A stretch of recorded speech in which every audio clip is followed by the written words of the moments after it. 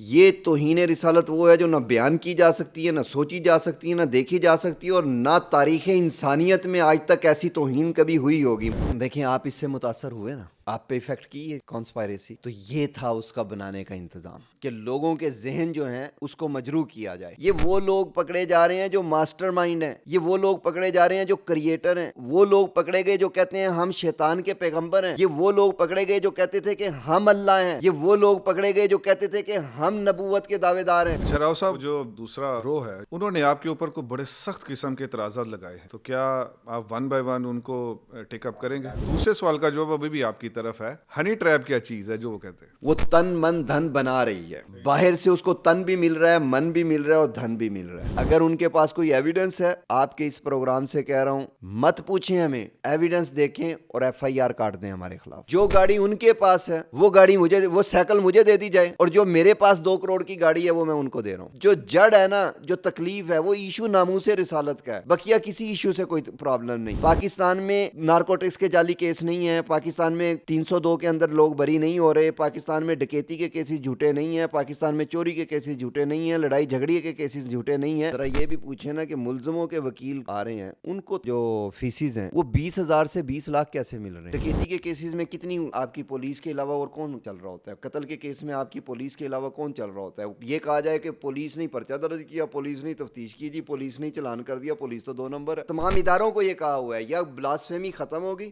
یا ہمیں مارا جائے گا، ہم زندہ بھی رہیں اور بلاسفیمی بھی ہو، یہ نہیں ہوتی اب۔